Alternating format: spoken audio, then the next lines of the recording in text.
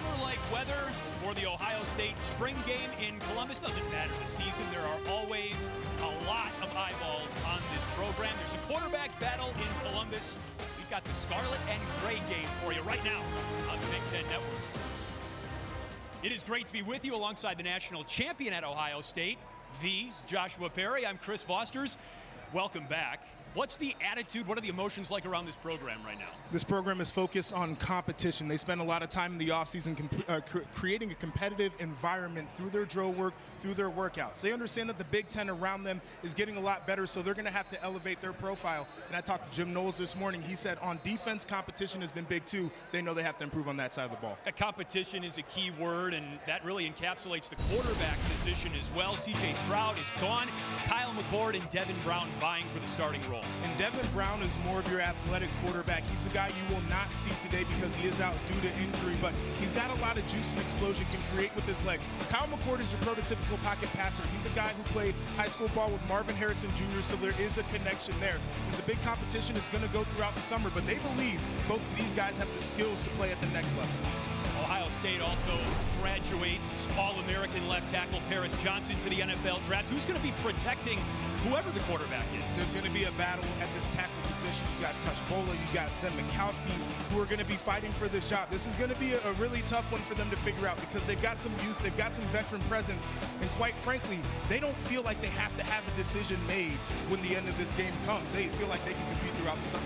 There are some starters returning in the secondary too, Joshua, but this is a secondary that can't give up the big plays it did at key moments last season. No, they're going to have to find a way to get much better. It's going to start with the veteran guy like Denzel Burke. We've all seen him. We've seen the explosion, but he's going to have to improve. They say he's got a renewed mindset coming into this year, and that's largely because of Davison Igbinosun coming in from Ole Miss. He's a guy who came in and said, listen, guys, I'm not here to sit on the bench. I'm a guy who wants to go out there and play right away. The corner room has gotten much better because of that. They've got a deep safety rotation as well, so this secondary has to get better. Lots of excitement and optimism in the air. Brooke Fletcher is on the sideline with us today. She'll talk to head coach Ryan Day when we come back.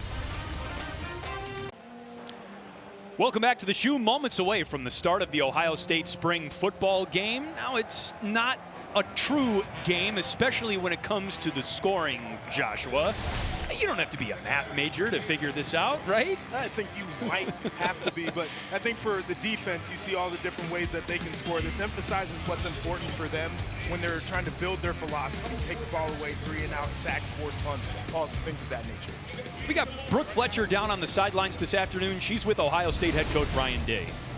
Thanks, guys. Coach, fans get a first glimpse at the Buckeyes here. What sort of value can a game like this bring for not only the players, but you as a coach as well? Well, when you see such a great crowd here, probably north of 75,000. So it's exciting to see, Buckeye Nation come out today and then allow our players the opportunity to play in front of the crowd, because it isn't the same as being over in the Woody Hayes at practice. So looking forward to seeing, especially our young guys, get some experience in the shoe. Yeah, the battle at quarterback position here with Devin Brown out opens up an opportunity for guys like Tristan Gebbia. So how are you going to address that time between Gebbia and Kyle McCord? Yeah, we're going to try to get them as many reps as possible, and the more reps they have, they're not going to be live, so they're all valuable reps. So we'll get those guys a bunch of reps and see how they all shake out. Any other players we need to keep an eye on that's really impressed you this spring? Oh yeah, a bunch of guys.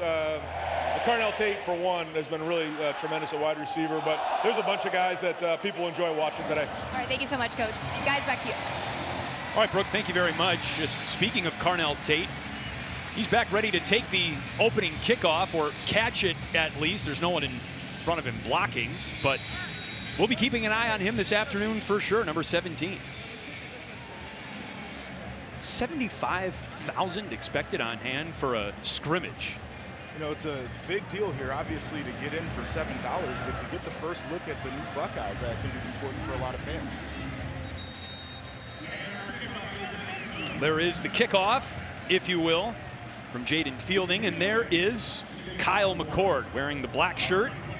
His career at Ohio State totals 12 games. He does have a start back in the 2021 season, but he's been the guy along with Devin Brown through spring practice. Devin Brown will not play today because of an injured finger. And Kyle McCord has been here on campus for the last few seasons. A lot of people thought he was a shoo-in just to win this quarterback competition, but Devin Brown has really pushed, and they believe that both of these guys can play in the NFL at some point in their career. So for Kyle McCord, these are going to be valuable reps. A guy who has been patient in his career, but now it's time for him to shine. Just go with the flow with us here as we're underway in the Ohio State spring game. The Scarlet versus the Gray. And McCord throws incomplete in the direction of Marvin Harrison Jr. And that was Denzel Burke over there on the coverage as well. On Marv, those are the matchups that you want to see. Marv is going to make Denzel a much better player, and you saw how he was right there in his face to challenge that throw.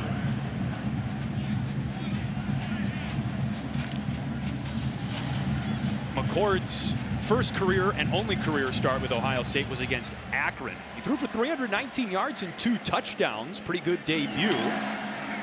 From under center, the handoff to Mayan Williams, and especially as we get going here in maybe even the first 2 quarters, we're not going to see full tackling, just kind of, I don't know, bumper tackling or something like that. Yeah, we call it thud tempo. You want to be responsible with the players, make sure nobody's going to the ground, stay off of their legs, trying to keep everybody healthy. Now, Mayan Williams is a guy who can certainly take some of that pressure, if you will, defensively. He's a big running back. We've seen him get downhill in a fashion where he's running physically. So I'm excited to see what this running back room looks like. They're about 5 deep right now.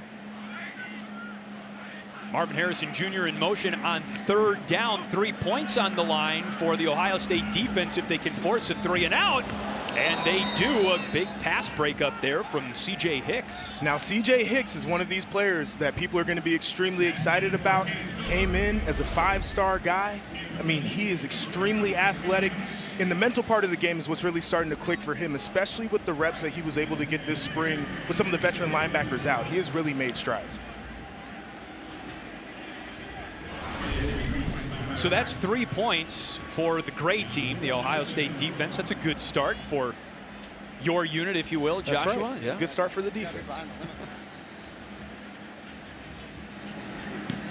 Rugby-style punt there from Jesse Mirko. And the punt is caught by Jaden Ballard. Also part of that really deep wide receiver core for Ohio State.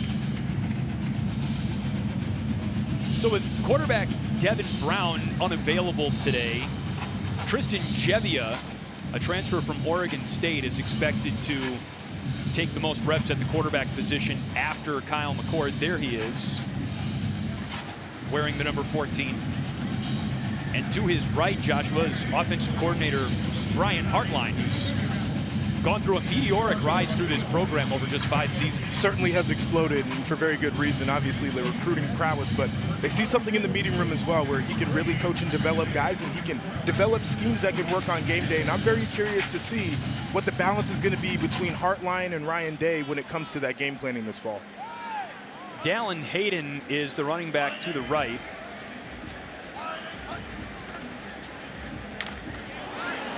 And Hayden stays on his feet through initial contact at the line of scrimmage and picks up about 3. It's a really good play from the running back position. Dallin Hayden, a guy who really flashed on tape at points last year. I know that this coaching staff is excited about what he can be at the top end, really high ceiling, but to be able to run through contact, really keep those feet moving, it's a tough skill. It's something you can't teach those running backs.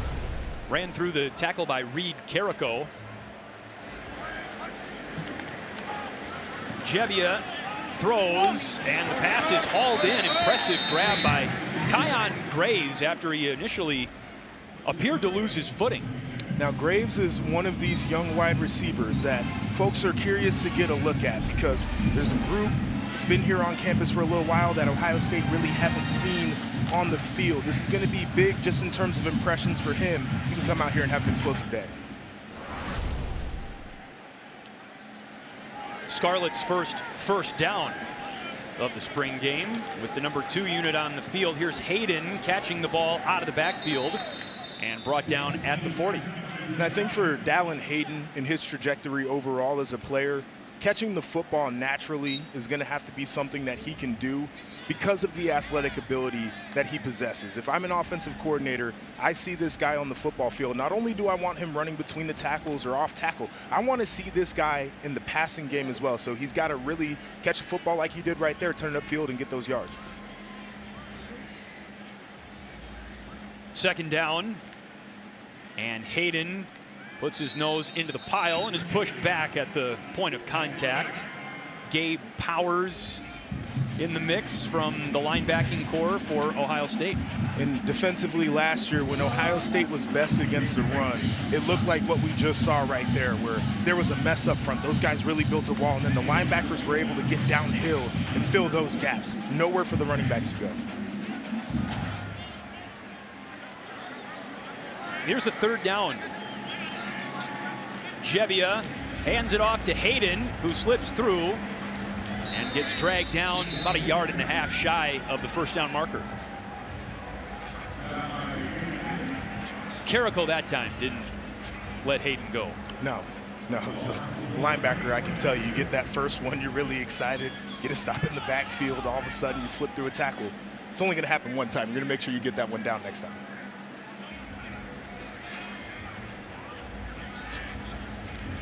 Fourth down and short, and Hayden did not get the first down. Plenty of gray jerseys up front, including Powers, number 36. Now, I know that running backs are coached to be patient and to run their tracks, and I certainly can appreciate that. In fourth down situation, you see that there's not a lot of space up on that line of scrimmage. As a running back, you've got to go and try to get downhill as quickly as possible. Ohio State's top 2 linebackers, Steele Chambers and Tommy Eichenberg, are both out for the spring game today, dealing with bumps and bruises over the course of the spring practice season. Now Gebbia, and he overthrows his intended target, Kojo Antwi. That was good recovery right there defensively, and I know Ohio State fans do not want to see the ball go over the defense's head. This year was the Achilles heel over the last 3 games, but I think a big part of this competition that they were talking about is competing until the end of a play. It's not always going to be a perfect pass. You have an opportunity to recover, and so when I'm looking at defensive backs, I understand that these guys are going to get beat at some points. You have to be able to finish the play just like it happened right there. So on second down, Chip Trainum is in the backfield, and the throw goes to Antwi. It's juggled and caught at midfield.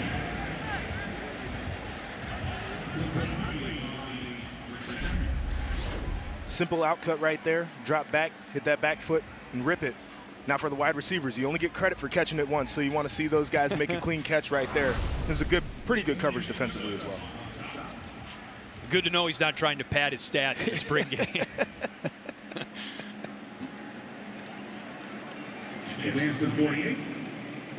Now Ryan Day and Brian Hartline are both on the field right now, calling plays in the huddle. Here's Gebbia on third down, and he got his signals crossed there with Caleb Brown, number 13. We anticipated seeing Ryan Day and Brian Hartline be very collaborative in this role. Ryan Day, one of the best things that he does is call plays. He's a great game planner. He's great with calling plays in rhythm. Brian Hartline, obviously a very bright coach. You want to bring him along, but you can't really lose that input from Ryan Day. So this is one of the more intriguing things to me about this spring, is how they've really developed that play calling philosophy, because both of these guys are really good at what they do. Mirko the punt, and Brown makes the catch just across the 5-yard line.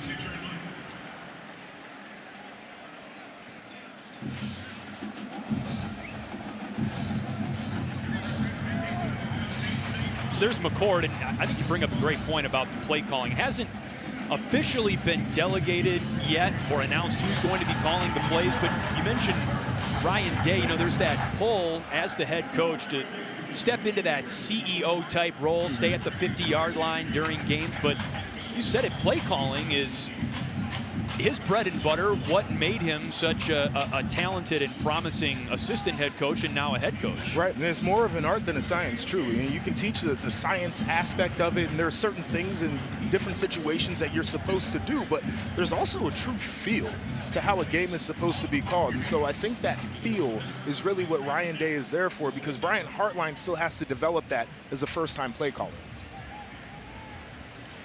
Back to work for Kyle McCord, who's from Mount Laurel, New Jersey. Third season in the program. and Mayan Williams, who in particular, you know, he might as well be wearing a black jersey as well. You know, he's dealing with some nicks and bruises too. He is playing today, but they don't want him tackled. Yes, and it's certainly a different tempo when you see some of the first team guys in there now. In on that tackle was Josh Proctor, who's been on campus for a very long time. A super aggressive safety that sometimes would play a little bit over his skis and a little bit of a gambler back there. They said that he's been much improved, playing more assignment sound, just getting lined up and playing his technique. But when it's time to trigger, he's a guy that can go. There's Mayan Williams, stood up after a gain of about a yard. I think the running back position is one of the most intriguing for Ohio State. TreVeyon Henderson is not playing today, but he is telling everyone that he is back to 100% health. But there are, you know, 5 guys really in the mix for carries right now. Yeah, I mean, TreVeyon Henderson, we've seen what he can be. We also saw what he was when he was banged up, and so I think health is going to be first and foremost for him. We obviously talked about Mayan Williams and the size that he has. We would talk about Marvin Harrison Jr. when we get to the wide receivers here, because this guy is absolutely ridiculous. But Dallin Hayden, we're going to see him today. Evan Pryor is a guy who's in this conversation that people haven't talked about because of the injury he had a year ago. Now, when I say the NFL throws, I'm talking about that right there, where you can put it close to the sideline on a window for Kyle McCord. This is what the coaching staff sees out of him, just in terms of his ability to be a really good quarterback. They've said that it's about the development process day by day. It's about winning the job right now, but at its top end, he can be phenomenal. McCord moves the pocket and throws it away. He was pressured almost instantly by Cody Simon out of the defensive backfield.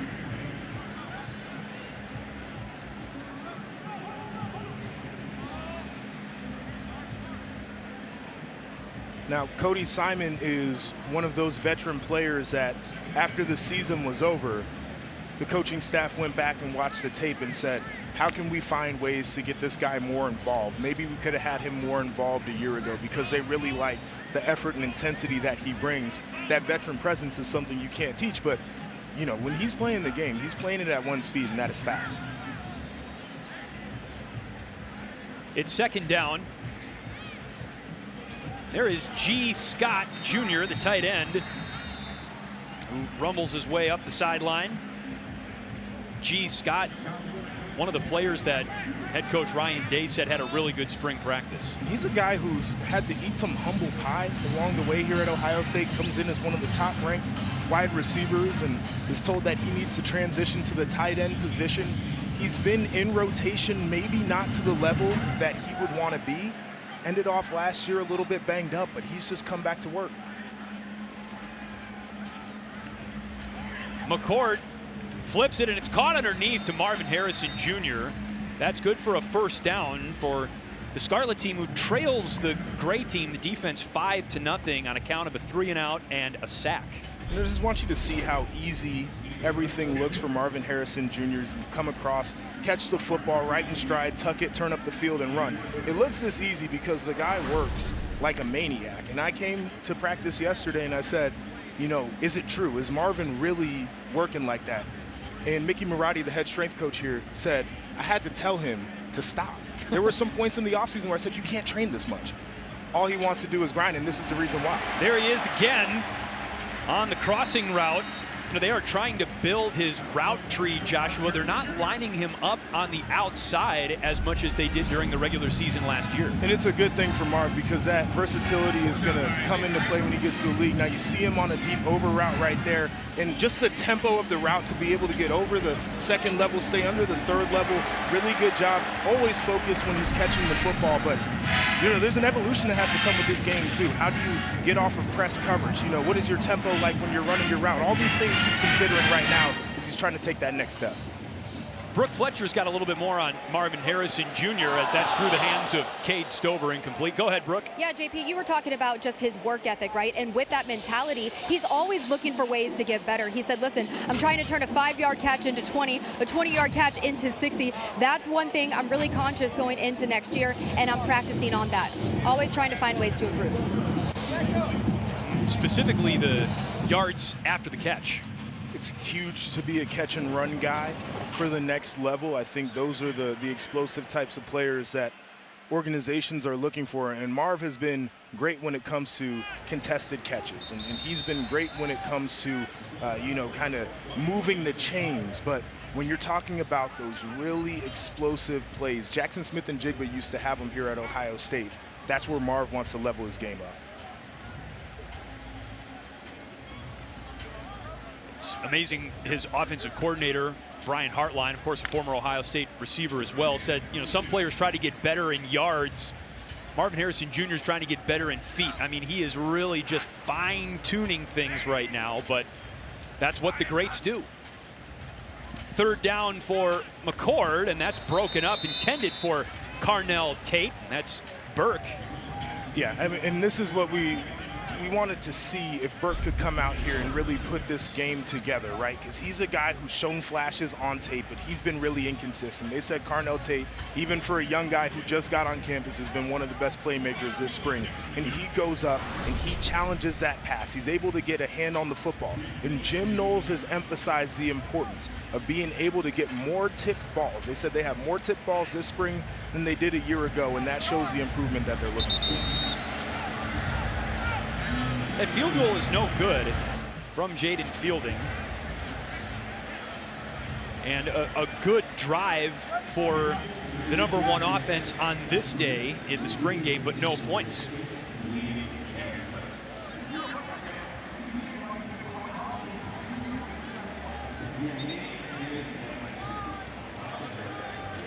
For the biggest Big Ten experience, there's no plus like home. The Big Ten Plus app, powered by Big Ten Network. Download and subscribe now.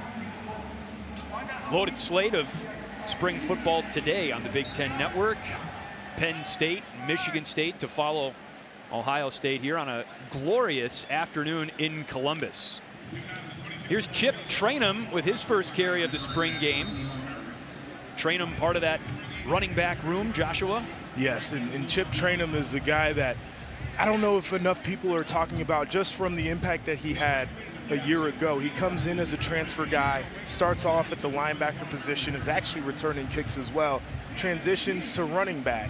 And in the game against Michigan, he had to come in, and he did a really good job with the opportunities that he had. Didn't get a ton of reps a year ago, but this is a guy that I think can be a nice rotational piece here for this Ohio State offense.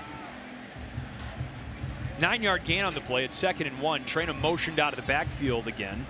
And Tristan Gebbia throws his way, and the pass is caught by Trainum at midfield.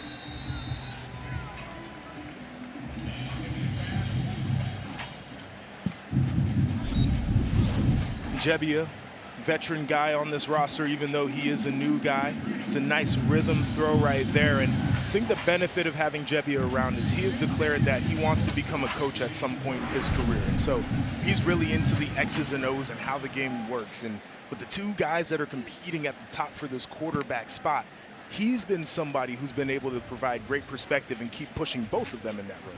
Here's Trainum, who slips his way to the 40-yard line. And to Joshua's point, Brooke, you can add to that? Yeah, I was talking to Coach Day earlier this week and how, Gebbia, he wants to become a head coach at some point. He said that's not something that you usually find in the transfer portal, a quarterback that really wants to take on that role. But he said he's really been impressed with just Gebbia's drive and his willingness to learn. He's been coming in, sitting in coaches' meetings, just soaking up as much knowledge as he possibly can. And he's very happy to have him on that team, guys. First down for Gebbia at the controls. Looked like he was going to take a shot. Now he runs, and the play promptly blown dead. The defense likes the quick whistle there on the quarterback.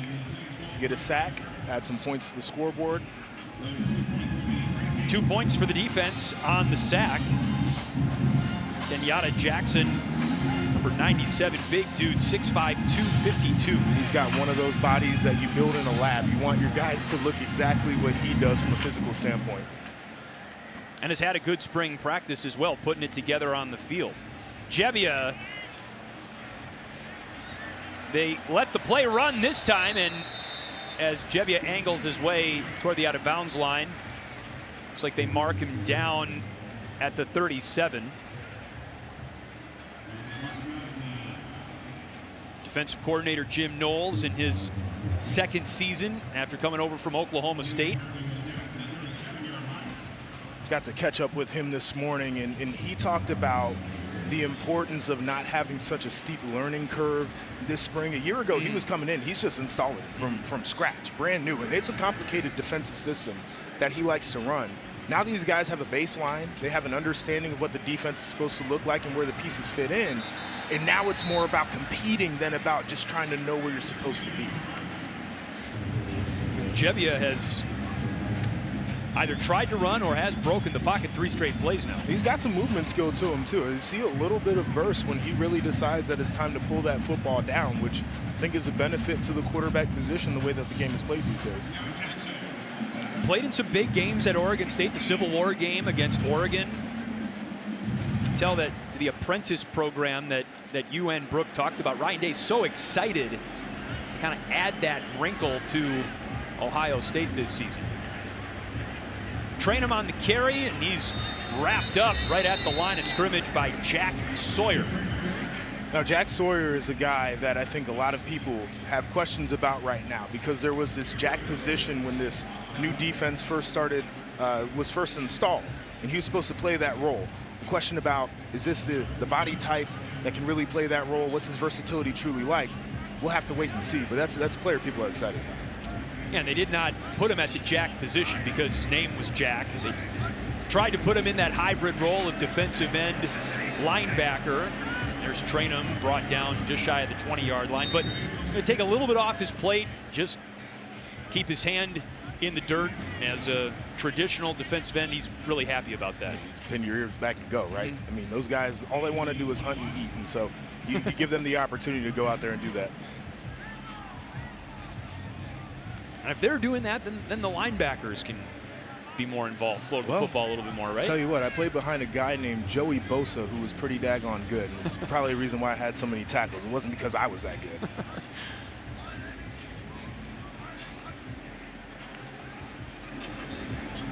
Gebbia on the crossing route. Pass hauled in by Caleb Brown, and a swift tackle by Ryan Turner, the cornerback. Now, this is really tough from the cornerback spot. When you see the coverage here, you got to chase a wide receiver all the way across the football field. But to be able to continue in your chase, in your pursuit, maybe you can't get a hand on the football, but you can get the guy right to the ground. I think that's just as important as anything else. So that sticky coverage right there, that's a sign of improvement in the secondary.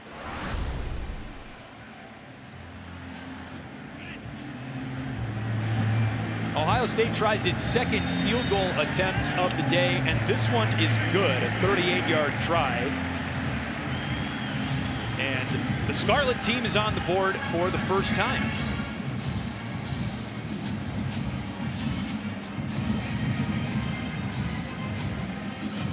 Well, July 15th, the BTN Big 10K returns to Soldier Field in Chicago. Fantastic 10K and 5K race and tailgate party. Scan the QR code or register right now at btnbig10k.com. This is a spring football game, and look at the crowd at the shoe.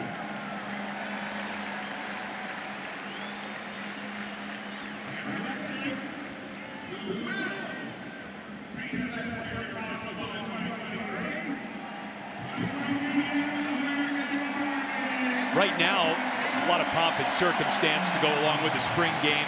Last year's All-Americans are being honored right now, including Marvin Harrison Jr., who's playing in this spring game today, and also in street clothes, Paris Johnson, the left tackle, who is considered a first-round lock in the draft later this month. Great human, great player. So, yes, Paris Johnson Jr. is going to be really good in the NFL. Now, you know, we got to bring up Marv. I told you we were going to do it. Want to see some video from him last year because the guy was absolutely ridiculous. And I mentioned all the qualities that he has. It starts with the hard work that he puts in. but he understands how to pluck the football out of the air. This is a catch and run that they want to see more of from him. When it comes to the contested catch, I mean, this is in a tight window, and he knows he's going to get hit. He's able to reel it in. This is what a prototypical wide receiver looks like. Ohio State has one. They're trying to develop more. And I think Marvin Harrison Jr. has really taken the lead on the development of the other guys that are supposed to be next up. The first unanimous All-American wide receiver in Ohio State program history. Dallin Hayden with a full head of speed, full head of steam across the line of scrimmage. He picks up a couple, and it's second down.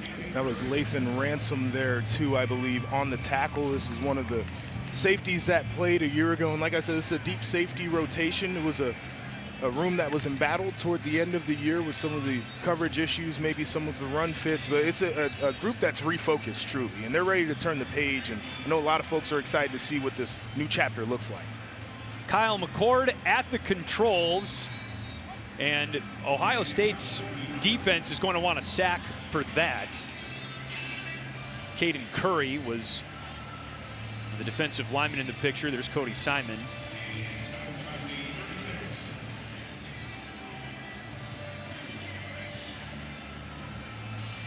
Helmets look a little odd, don't they, without the stickers? Yes. Yes, they do. And some of these guys will have their helmets all filled up by the end of the year, and I think it's one of the coolest traditions in college football. Agreed. That's the end of the first quarter. We got a barn burner here between Scarlet and the Gray. Ohio State's defense up 7-3 over Ohio State's offense, and Brutus loves it because no matter what, Ohio State's winning today. It's the start of the second quarter of the Ohio State spring football game, and let's go down to Brooke Fletcher, who is standing by with All-American left tackle from Ohio State, Paris Johnson. Yeah, guys, I'm here with Paris now. Paris, does it feel weird to be back here now on the other side? You kind of want to go out there and play with you and your teammates? Yeah, I do. Honestly, on the way in, I was walking with my mom, and I kind of feel like a fan. You know, as I'm walking in with everybody else. It's kind of crazy. I saw you over there just hanging out with your teammates there, you and Tommy, you know, being honored for All-American award last year. What does that mean to you? Yeah, I mean, it's a huge honor. You know, I think it's just like recognition of, you know, the work that we put in the off season and in season to be able to get that. And that was one of the reasons, well, not one of the reasons I came here, but it's one of the things I wanted to accomplish while I was here to be an All-American. So. Well, your journey doesn't stop here. You've been busy preparing for the NFL draft. How's that been going? It's been good. I've been preparing every day. Working out every day, and I've been meeting with teams. It's been a great process so far. What excites you most about playing at the next level? I think honestly just a competition. You know, it just ratchets up, and I think now I get to play against the guys I've been seeing on TV, the guys I think that are great. We playing alongside some of the greats, but at the same time, I mean, I'm playing for good quarterbacks, but going against guys like Micah Parsons, Nick Bosa, those type of guys, I've been waiting for that, you know, since I was a kid. You know what I mean? So to play against those guys and meet some of those guys, they're recruiting and whatnot, and now they're shining at the next level. I'm happy for them, but now I'm ready to be able to shut them down. You know what I mean? So, because I respect those guys, so I want to dominate them, you know? Well, nothing but a bright future for you in the NFL. You know, you were hanging out with some of the current guys here on the team, and they have big shoes to fill, coming in and filling your position. And we know, what sort of advice are you going to give them just kind of going into this fall? Yeah, to stay calm, and as they're trying to compete for a spot, I mean, it's intense, but at the same time, it's one of those things where, like, you can't expect everything to come together in one day, with one practice or film study. It's going to take time, and it's, I think, just I'm telling them to continue to chase their goals, but just to just expect to see the progress, but not to accomplish all the dreams, be the ultimate left tackle, ultimate right tackle in one day. You know, it's okay that things are going to be a slow process as long as they have that fight to keep going, you know? Words of wisdom from Paris Johnson, guys. Paris, we appreciate you taking the time. Thank you. Appreciate you guys. Back to you. Thank you, Brooke. Thank you, Paris.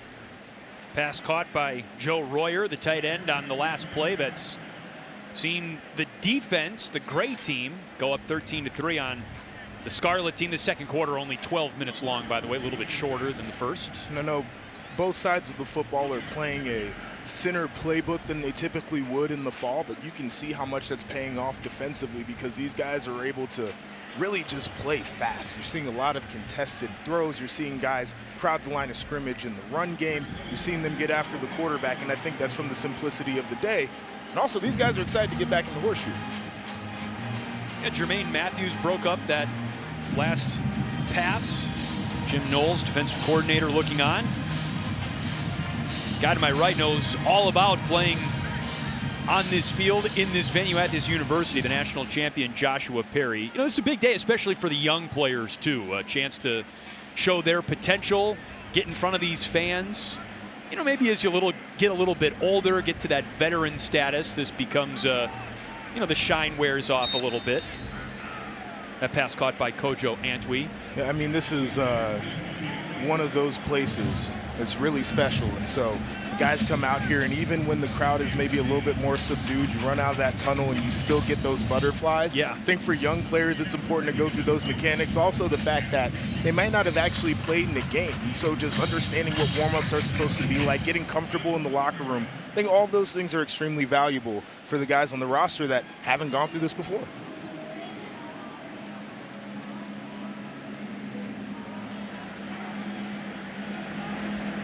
Jesse Mirko, the punt. Jaden Ballard signals for the fair catch. Well, today, pro football is back with the USFL kickoff weekend. The season opener begins with Philadelphia battling Memphis. Then in primetime, New Jersey takes on Birmingham. The USFL season kicks off at 4:30 Eastern on Fox. I watched a little bit of that USFL last year.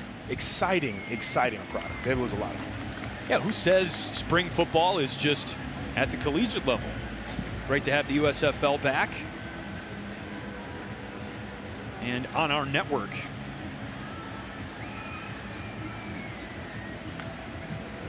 Kyle McCord breaks the huddle.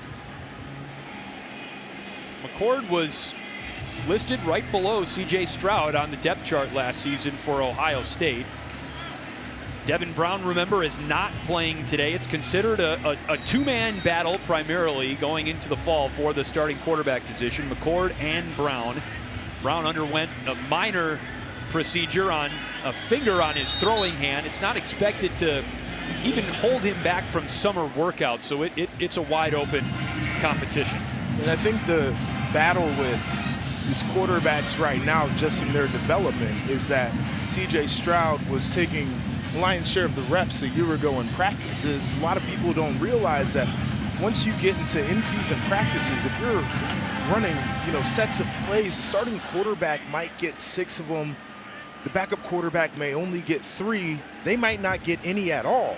And so there's a deficit in reps that they're trying to make up for both of these guys. And I think that's why the competition is still so close. These coaches may not have even seen enough, even though they've watched every single rep these guys have taken since they've stepped on campus. Simon the hit on the catch by Caleb Brown. 3rd down. There's Devin Brown.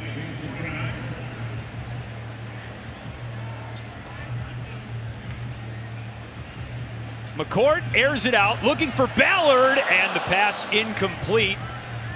So you got Denzel Burke there dropping underneath on the coverage. Really good job by him. I've called him out a number of times. Now, Jaden Ballard, what people need to know about this guy is he is fast. He was track fast coming out of high school. That ball was left a little bit short. It was in the air a little bit too long for Burke to be able to run underneath it. So the never quitting, always competing on the defensive side is right there. But you're seeing the youth at the quarterback position because you have to put that football out in front of a guy like Ballard because he can run underneath it. He's that fast. It's a big season for Ballard. He's a junior.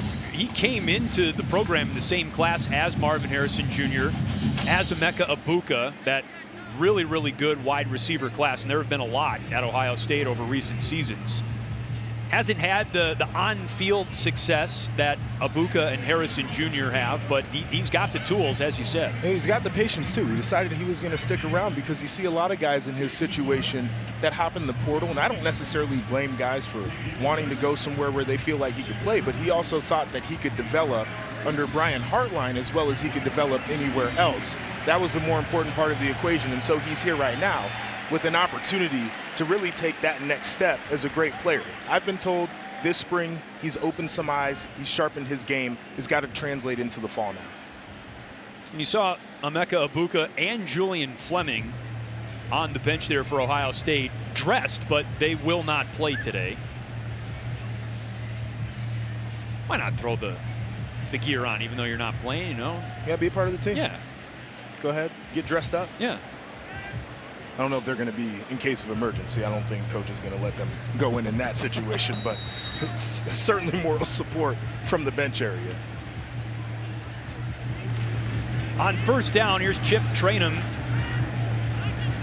Trainum tried to tiptoe his way through the line, but eventually was wrapped up by Hero Kanu, 6'4", 305-pound defensive tackle. Yeah, and that's a play for Trainum where I'd like to see him as a more veteran guy understand that you just got to get up there and go. You mentioned that he was tiptoeing a little bit. I think he was trying to let the play develop there. Again, once you see that first seam, you just have to trust it as a running back so you can get vertical. A lot of these plays aren't designed for you to go out and get a 20-yard run. It's designed for you to keep everything on schedule. Now you're a little bit behind the sticks right now because you were a little too patient on that play. He's just got to get up there and go.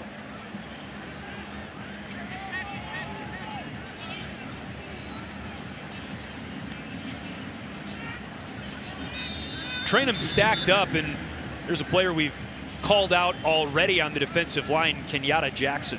And Kenyatta Jackson actually had a play earlier where quarterback was starting to evade the pocket, broke contain, and he gets on his horse, and he was eating up ground, made up a lot of space really quickly. And so I mentioned the body type earlier, where those are the guys that if you could build them, you'd like to build them like that. But he's also got this pop to his game, this explosion that's really intriguing when he starts to put everything together, and he's coming along to that point. That's another third down for the offense. Over the middle. Pass is hauled in. Noah Rogers with his first catch of the day. Gabe Powers the tackle. And I thought that was a really good break on the football by Powers right there, just dropping into his zone. He's got vision on the quarterback. You see the quarterback's hands start to come off of the football. Then you start to see what routes are coming. Boom, break on the ball, make a great tackle right there, lowered the profile right in the strike zone. That's a clip that I want to show to coaches at the clinic. That's exactly the way it's supposed to be done right there. But another fourth down. Okay, I'm not trying to raise the alarm here, but no touchdowns yet for the offense. Defenses look good, though. Yes, the defense has looked good. Again, I've been saying it. The offense is not really opening up their playbook right now. I don't think that you're seeing what all that Ryan Day and Brian Hartline can really do offensively, because there are some creative schemes that I know that they could probably bring out. If they wanted to hit a shot play, they could. The other thing you have to consider is top running back not playing. Two of your top three wide receivers not in there. You know, these guys aren't getting reps, and so you don't have some of your best weapons. The offense is going to move a little bit slower. And then something that people are going to have to get used to, at least maybe early on until he really starts to come on. Whoever is the starter for Ohio State at quarterback is not going to be C.J. Stroud week one. And that's just the reality of it. And so there's going to be a natural progression that comes with that, where these guys are going to continue to get better. But I think we're also used to seeing a guy who was in New York twice as a Heisman finalist and somebody who could potentially be the #1 overall pick in the draft come out and play offense for Ohio State. It's not quite there yet. That's what was amazing about C.J. Stroud, is that he was C.J. Stroud from week one. I mean, I'll never forget that game in Minnesota, you know, first week of the season, but under the lights, on the road. Even the first half of that game, you know, people were asking questions. Hey, man, you know, are the lights too big for this guy? He had to go into the locker room at halftime and take a deep breath and regroup. And so there's just a natural progression for every quarterback where, you know, out the gates, there's a little feeling out, and then all of a sudden it all clicks. McCord escapes the pocket and was touched down by Caden Curry. Second down.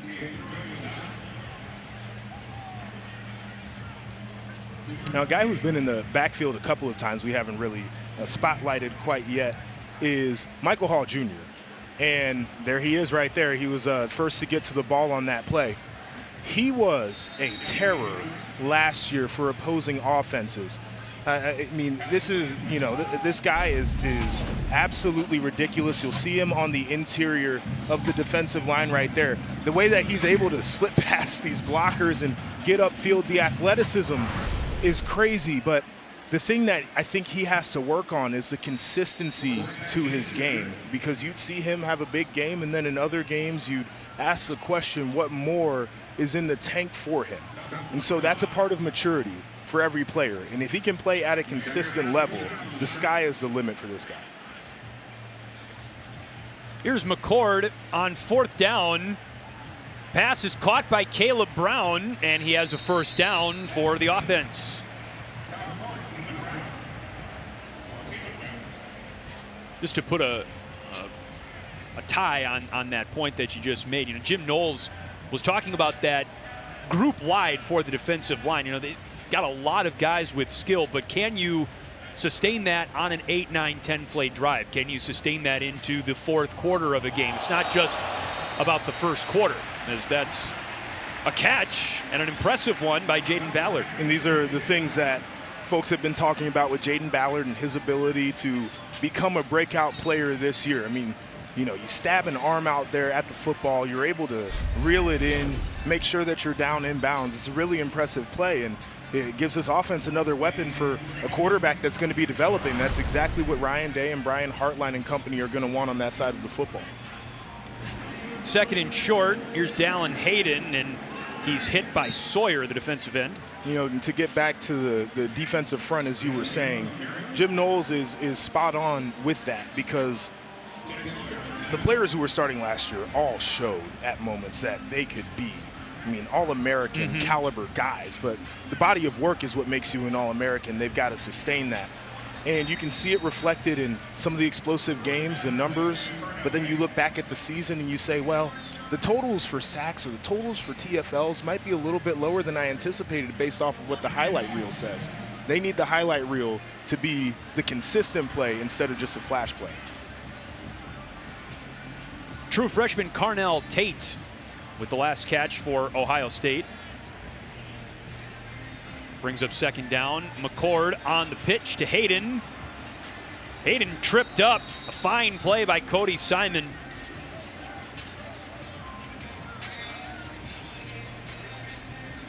But enough for a first down. Well, option is not something we had typically seen with C.J. Stroud with his preferred skill set. He was a true pocket passer, and I think Devin Brown is certainly a guy who's known as more of the runner out of the two. But when you're evaluating McCord, I think that there is a willingness to run that is intriguing to these offensive coaches, and they want to see if they can use that to gain a man advantage in the run game, because Ohio State at times had faced some tight boxes. Even with the wide receiver talent, they knew it was a run down. Sometimes you'd see those guys getting closer to the line of scrimmage because C.J. Stroud, not necessarily a runner, you can get the advantage in the box count. 2nd down, and Trainum very early in that run ran into Ty Hamilton.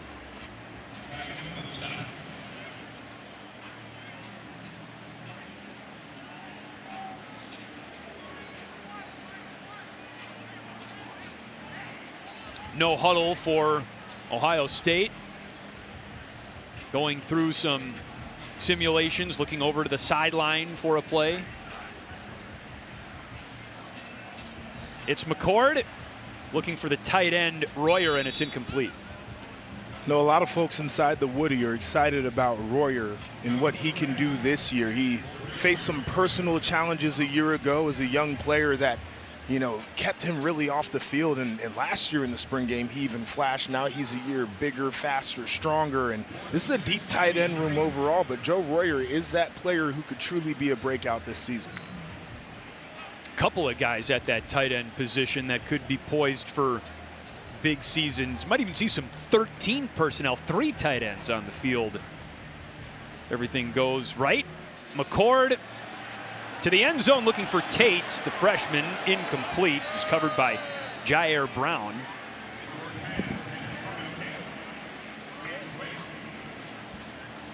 Tate just a freshman again. Coaching staff has been so impressed with his maturity.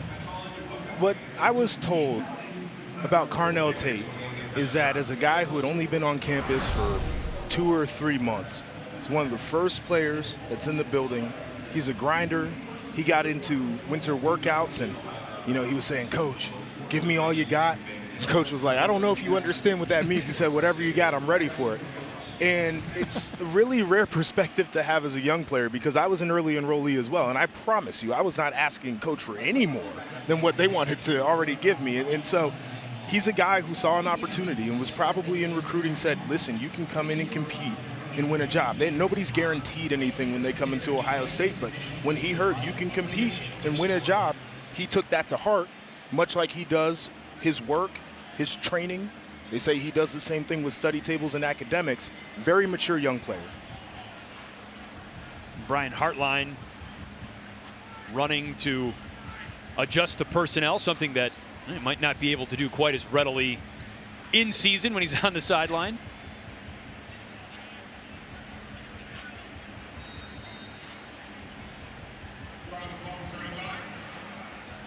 It's first down.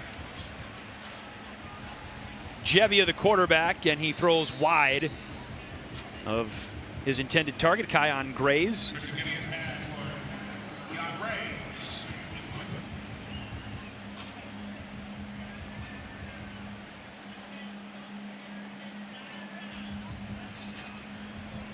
Second down.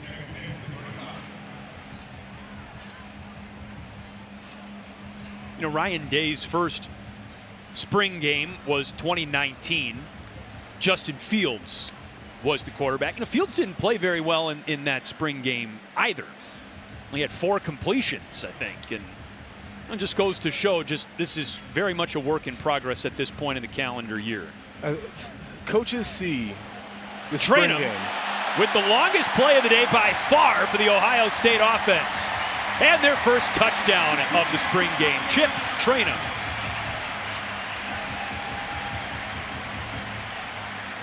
There we go.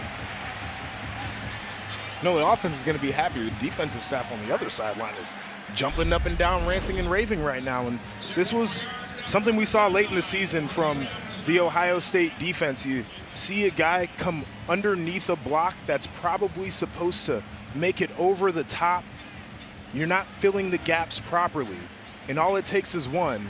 And you get these explosive long runs just from how aggressive this defense is. And so these guys are going to put that one up on the tape all summer long and say, this is what we cannot have again.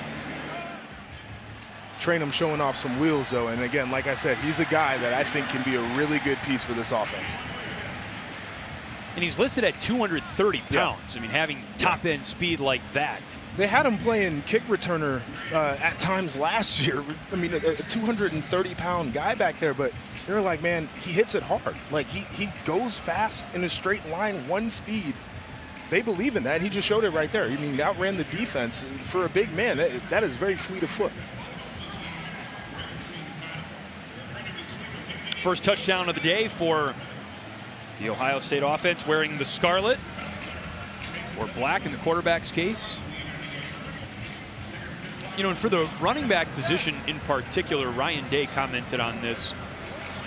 The spring game, you can really learn a lot about running backs in particular in the spring game, because this is where they go full go for the first time. And, you know, their angles, their cuts are as they would be during a game, unlike other positions where you might not get that great analysis. Yes, and I think practice, as much as you want to turn up the tempo and intensity, it's always going to be a controlled environment.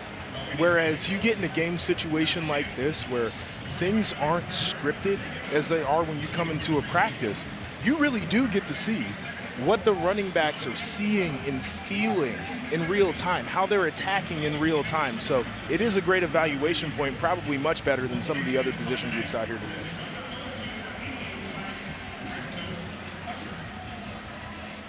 A long rushing touchdown for the Arizona State transfer, Chip Trainum. Ohio State's first touchdown of the day. The defense can accumulate points through things like 3-and-outs, sacks, forcing a punt. McCord to Hayden, the running back, and he's cut down on the play. Brings up second down.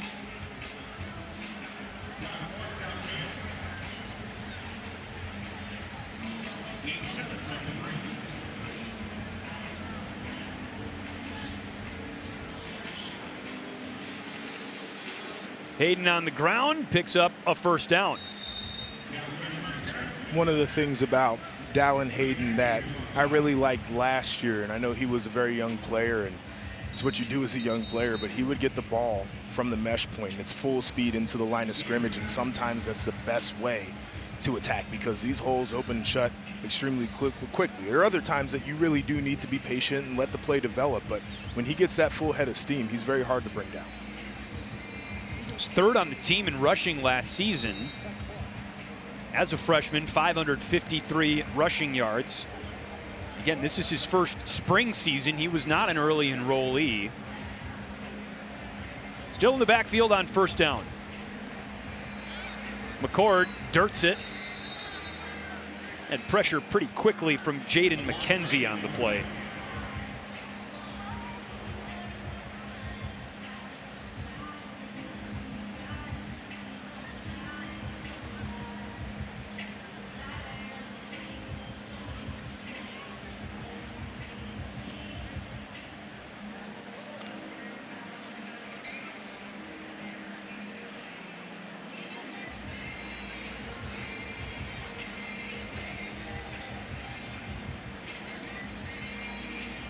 McCord moves out and picks up about a yard.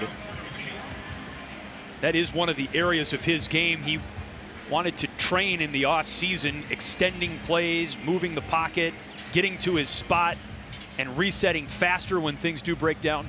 I think that's something that quarterbacks generally want to work on in the offseason. And C.J. Stroud, that was something he had to work on a year ago. I called a couple of games here in Columbus, and I asked, what's different about him? Where has he improved? And each time I talked to this coaching staff, they said his ability to extend plays out of the pocket and to find the guy open downfield. And so for Kyle McCord right now, understanding that while you're in the midst of this competition could become a separator. Incomplete over the middle.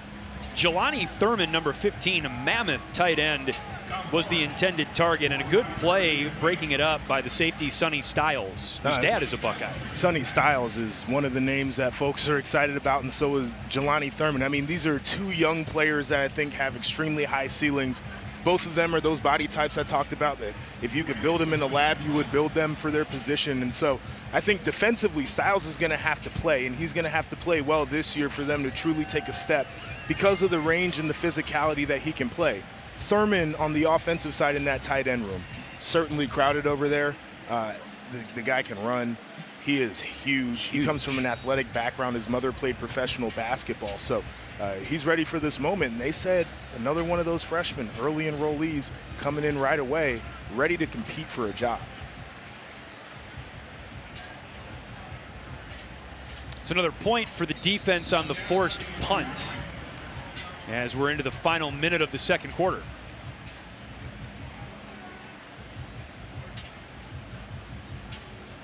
Jim Knowles, the defensive coordinator. Big dates on the schedule for Ohio State, a rematch against Notre Dame. Penn State comes to the shoe, and remember that game on October 28th at Wisconsin. Luke Fickell, now the head coach of the Wisconsin Badgers program. Yeah, and Ohio State's opening up with a conference game, so that always changes the calculus of how you want to approach training camp. You've got Notre Dame right there. They played here in the shoe a year ago. Now that's going to be at Notre Dame, of course, a big one. But you mentioned it. Penn State's going to be huge. Wisconsin's got renewed energy and a different vibe. It's a different team. They're running a kind of wide open spread offense over there now. And of course, you've got that game in Ann Arbor that a lot of people have circled on their calendars right now. Trainum tripped at the 40-yard line. It was a really good play. Trainum feels like went on the sideline and maybe ate himself a banana and had some Gatorade and got his energy reserves back up. He's been performing really well in this game today. Especially coming off a long touchdown run on his last drive. Pass to the sticks is caught for a first down. Noah Rogers. Styles on the coverage. And we're going to call a timeout here. Going to go through some late half situations. Clock management.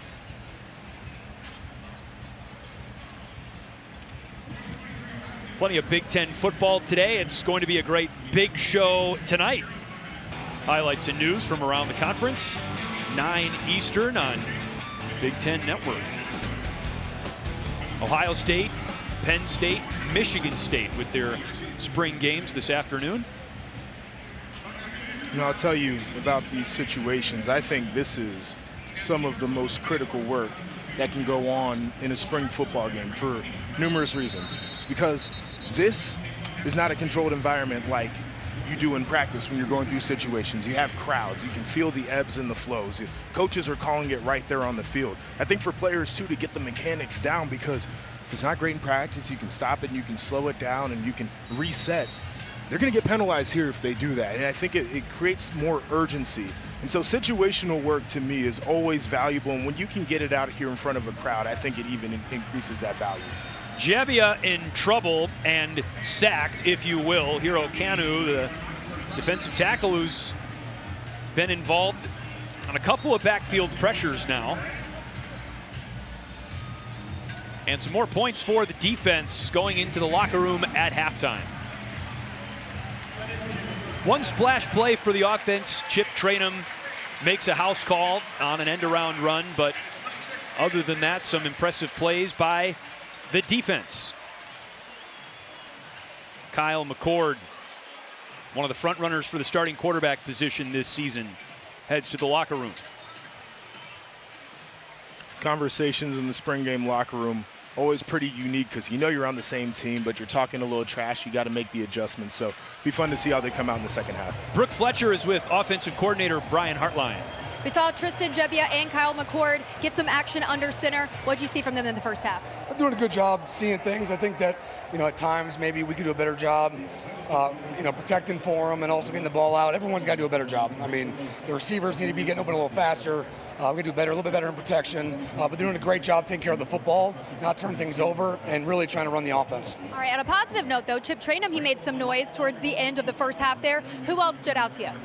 I think they're doing a good job on the perimeter right there at the end when Noah was blocking. Chip's running really hard. Dowlin's running really hard. And I think that the tight ends, I feel like they're doing a good job. You can't slip on that OTB maybe per se, but overall, there's a bunch of guys that are starting to stand out. All right, thank you so much. Thank you. Guys, back to you. Brooke, thank you. Marvin Harrison Jr. had a few catches in the first quarter, honored as an All-American as well today, and waves and high fives for the crowd in Columbus. Halftime of the Ohio State spring game. It's a short one, just about 10 minutes, so stick around. We've got the second half next.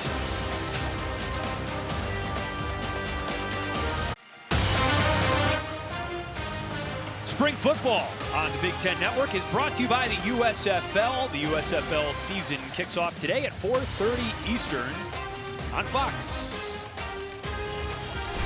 We've got some Buckeyes actually in the USFL, Joshua, a teammate of yours, right? Yes, so Marcus Ball, tight end, big guy, can run, super athletic. Excited to see him get an opportunity. But Johnny Dixon, one of my best friends in this world, he's a great chef, posts some videos on YouTube, but we're talking football here.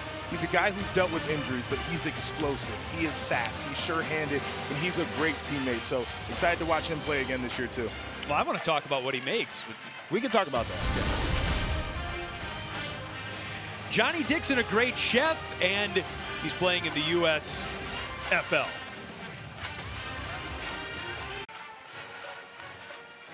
Maybe spring, but Brutus, he's always in mid-season form. Glad to see that he's staying and practicing good hygiene for us here in Columbus. Brooke Fletcher is with Michael Cohen of Fox Sports. Brooke? Yeah, thanks, guys. I'm here with Michael now. Michael, we know you have been busy with your new role as a college football writer for Fox Sports. So how has everything been going in your new role? No, it's been great. I'm part of a really great team of guys that covers college football across the country as best we can. It's myself, RJ Young, Brian Fisher, and Laken Littman. And so my focus is mostly on the Big Ten, which means I spend a lot of time here in Columbus and up in Ann Arbor, where I'm based out of. And it's just been a blast getting to know all these coaches and players in the Big Ten and follow the storylines of a league that is as prominent as it's ever been in college football right now. Well, one of the biggest storylines in the Big Ten, especially here at Ohio State, is the quarterback battle, right? We're not seeing Devin Brown, but we did see some action from Kyle McCord, who he's going to be battling with. What did he show you in that first half? Yeah, so I think it was a little uneven for Kyle McCord, to be honest with you. You know, his first possession, he almost threw an interception right away. He bookended the half with another almost interception, near interception there. So it's been a little uneasy for him, and that's kind of to be expected. It's a big stage for him, and he hasn't gotten a lot of help from the offensive line. That was another big concern for Ohio State. They have to replace 3 starters on the offensive line, including both offensive tackles, and the players replacing him have struggled so far, so he's been under pressure in a game where he's not getting hit, but he's still kind of running for his life a little bit. All right, Michael, well, we appreciate you taking the time. We'll see you next week in Madison, right? Guys, I'll send it back up to you. All right, Brooke, Michael, thank you very much. Halftime of the Ohio State spring game. When we return to Columbus, we'll be joined in the booth by former Ohio State wideout DeVier Posey. Stick around. 26-10, Ohio State's defense leads Ohio State's offense as we get set to start the third quarter of the Ohio State spring game. Got a crowded booth up here. Joshua Perry all the way across, and DeVier Posey in the middle, former Ohio State wide receiver. Welcome back. How are you? I'm doing great, thank you. We've all got pens, so we're in sync there. I'm not writing anything, guys. That's all good. Did you have a chance to see much of the first half? If so, what did you think?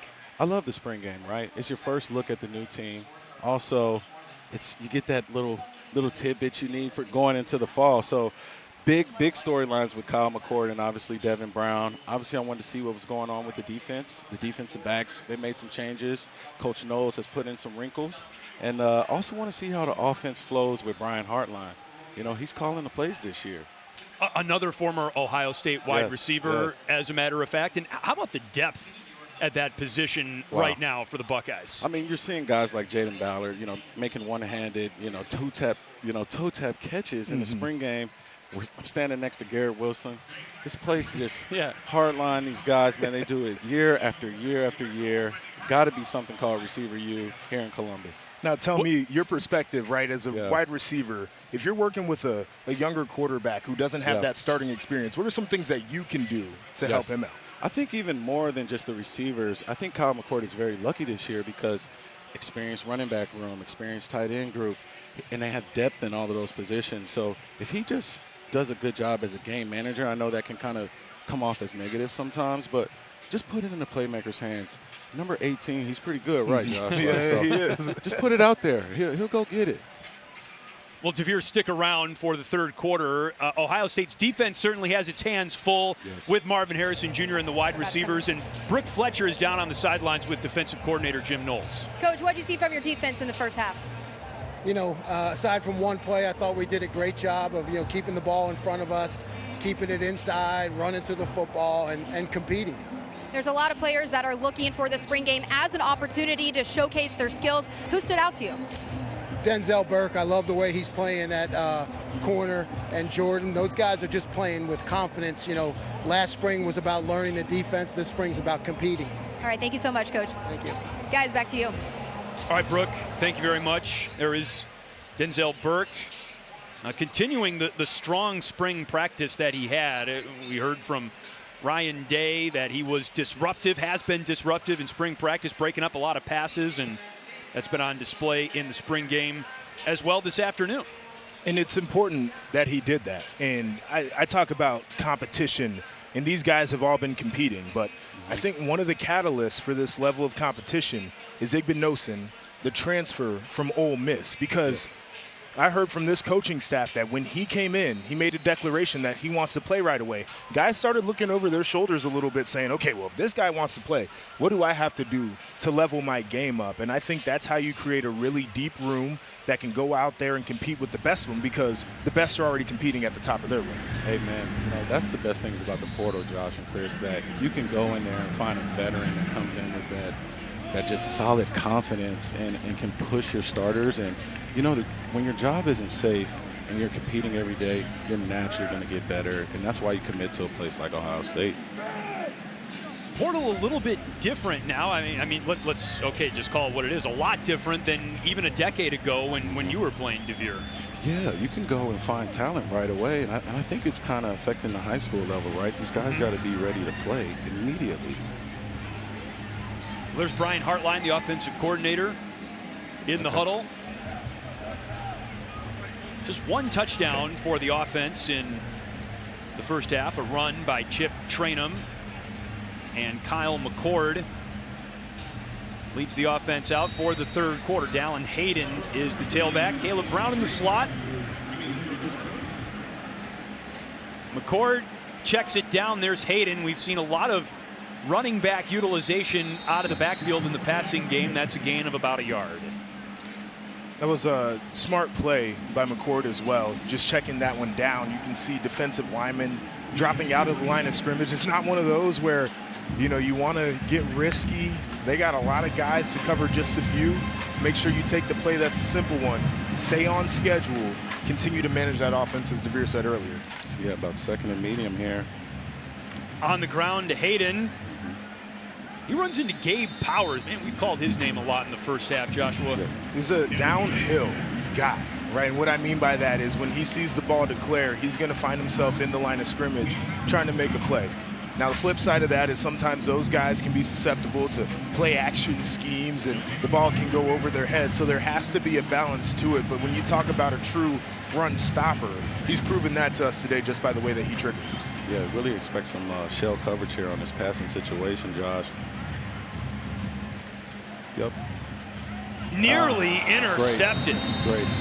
That's our guy, C.J. Hicks again. C.J. Hicks, yeah. I mean, you know, DeVere, I want to ask you, because I had talked about him earlier, but you see C.J. Hicks. I mean, what comes to mind just about the type of player that he can be? Southern Ohio guy from Dayton, you know, Alter High School. Last year, he really made an impact on special teams, and there's been quotes here locally about, hey guys, I'm here at Ohio State to learn and grow from these veterans. And you can see just that natural progression just in reference to the portal, right?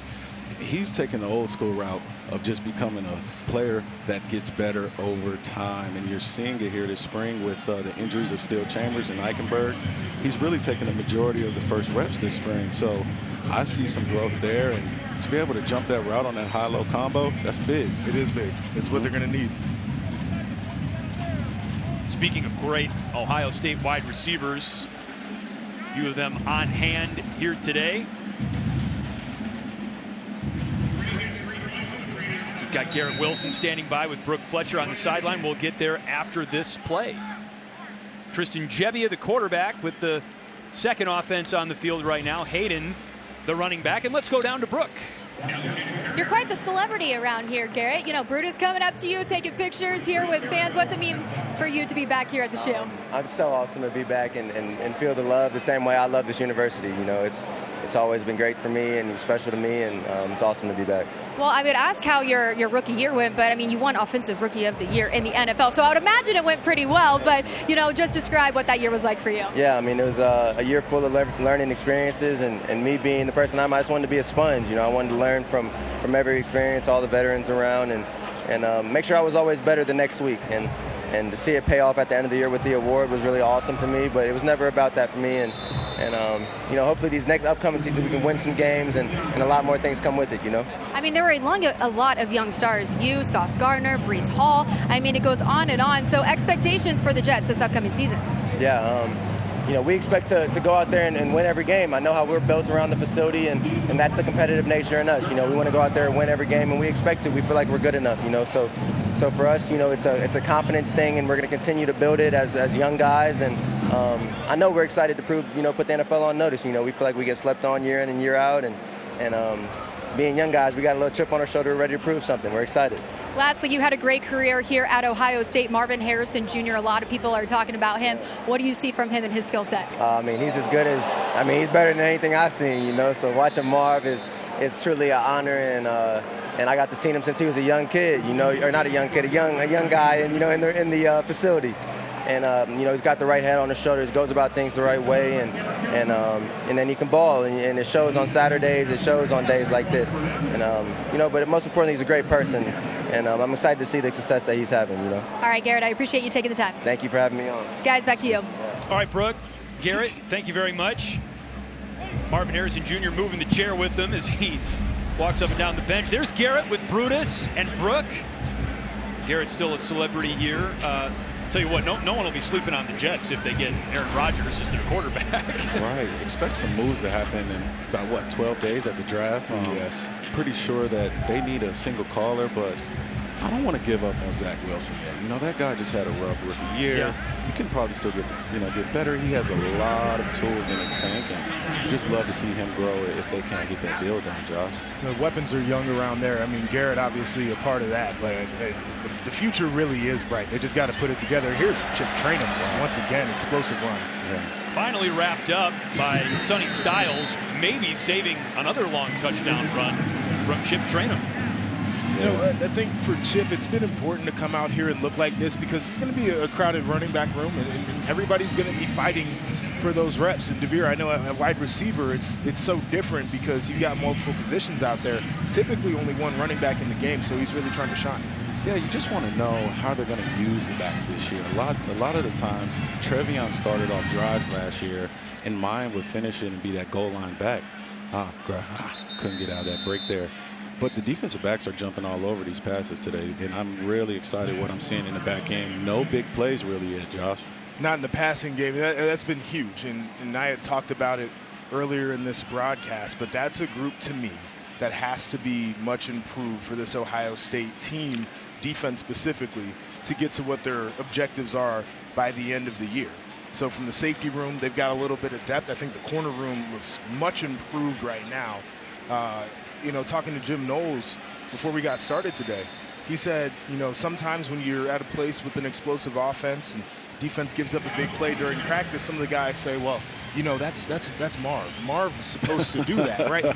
He says that mentality is gone, and Marv is going to get his, but he says the guys aren't just okay with, oh, that's Marv, he's going to do that. They really want to compete for every ball, and we've seen them come out here and be very competitive and make some of these windows a lot tighter. Yeah, I always think about in spring, right? You guys have seen our whole playbook. You guys know by route formation what play is coming.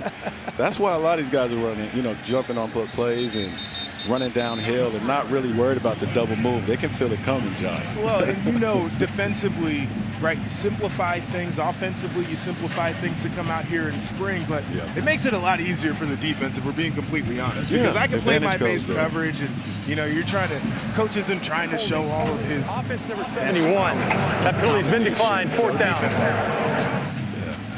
I would honestly say it was been really interesting for me to see Hartline get in the groove and see how he's calling plays. I know it's a big step up for him to be the offensive coordinator and a play caller, and probably a little bit different dynamic for Coach Day to kind of take his hand off the wheel there. I mean, you would think that Coach Day is still very collaborative, right? Because one of his greatest skills is calling plays regardless of how good Hartline is, and so you want to put those two together if you can. But it is certainly going to be a different role for either one of them, and this is one of the benefits of a day like this. They're working out mechanics right now because they haven't done this song and dance before. Yeah, for sure. You definitely have to get the flow, and I think what I'm interested to see, Josh, is when it's that third down play and you're up at Notre Dame, in early September, who's going to make that call? Right. Is it run or pass? And I probably would say 90% of me is going to say Coach Day. He's got the feel for it, though. And that's the thing that you develop over time when it comes to calling plays. Yeah. Here's a first down. Double move. McCord under pressure. I didn't hear them whistle that play down. There was pressure in the backfield from Caden Curry. It leads to an incompletion either way. These guys up front for Ohio State's defensive line have been extremely active today, and I think that's a natural part of the progression that has to happen for many of these players. But it also asks the question about the progression of this offensive line, and they're trying to figure out what exactly that rotation is going to look like. And they've got plenty of time to get that sorted out because they've still got all summer for these guys to work in training camp to get it situated. But I think this becomes one of those good opportunities where there are going to be some really good plays for this offensive line, no doubt. But they're also going to be able to point to some plays and say, guys, this is specifically what you need to clean up, in-game action. And I think the best teaching comes when you can show an example of what you want to do and what not to do. And I think they've got a mixed bag of both today. Yeah, just for the Ohio State team as a whole, the difference 365 days makes, Chris, right? Last year you had guys like Paris Johnson, who's getting ready for the draft, DeJuan Jones, leading and being veterans, and the questions were a lot about the defensive line and how you can grow there with the arrival of JT Tuimoloau, Jack Sawyer, what they were going to bring, and Mike Hall. And so now this year, these guys are able to be the leaders and the veterans, and it's showing today with the pressure they're getting on Kyle McCord. Well, DeVere, it's great to have you in the booth with Thank us you. for the Ohio State spring game. Former linebacker Joshua Perry, former Ohio State wide receiver DeVere Posey, and smile, you're on camera. Hey. Right up there. There we go. That's why we were doing the adjustment here. A little Almost like shuffling, right? Pre-snap there it is. formation. Absolutely. Yeah. Get lined up properly. Yeah, well, thanks for having me, guys. Always love talking Buckeye football. Super excited for this year. Josh, love you, man. Keep doing your thing. Chris, it's awesome to meet you, brother. Likewise. Now you caught a touchdown on your first catch as a Buckeye. If you look in the history of Ohio State, there's only been one wide receiver to catch a touchdown on their first catch, and it was me. Well, look at this. That's Archie Griffin. Archie Griffin. Everybody. Okay. Number 45, and you know what? I think he's going to go all the way. We've seen that in this stadium before, Josh. Exactly right. There it is. I would have loved to see Archie in pads with like the new Nike cleats and telling like, you. with the tight jersey. He probably could still fill it out. What do you think? I think so, man. What an awesome moment there. Wow. I had a poster in my room growing up of like Heisman Trophy winners, and Archie Griffin, 2-time Yes. Heisman Trophy winner. I always that always stood out to me. And I'll tell you about Archie is he's one of the great humans. And Yes. DeVere, I know you've gotten to spend time around him. I have, and he remembers everybody's name. He spends the time to make everybody feel special, and he's given back and invested into this university and this program in ways that really you can't thank him for. But to see that moment, I think, is pretty daggone cool. Pretty cool, man. It's hard to argue that, for any university, there isn't a figure more prominent than Archie Griffin, man. He is everything that represents Ohio State, and Ohio State football. Blessing to say I know him, Josh. It is a blessing. I thought the mesh point looked really good on that handoff. Well, and Archie seems like the type of running back that would say, hey, man, if we're going to do this, we have to get this right. There can't be a botched exchange here. I got 2 Heismans on this one. We have to get this exchange right. Next year. You think Archie didn't want that zone read? Because he never got to run any of those. No, he's probably looking for the gap schemes, get those big pullers out in front of him so he can hide behind those blockers, right? Yeah. He didn't get that zone read. I would have loved to see him on a jet sweep, though. See if he can get out on that edge. Oh, man. What a time. Touchdowns today from 2 Ohio State running backs, Chip Trainum and Archie Griffin. I think he probably would still have a year of eligibility left if he wanted to use it. There's the pose. Okay. Did they count that? They did. Okay, yeah, we needed it because obviously the defense has become a lot of 3 and outs, Josh. Oh, man. The Archie rule. In these situations, I'll tell you right now, are funny if you're a fan watching this, right? Because part of you is like, okay, well, I think the defense is much better. Those guys have been tighter in coverage, and they did give up the long run, but it really hasn't been a lot going on. On the flip side, they're like, oh, man, do we have an issue on offense? And I don't think that either one is exactly what we're seeing right now. Yeah.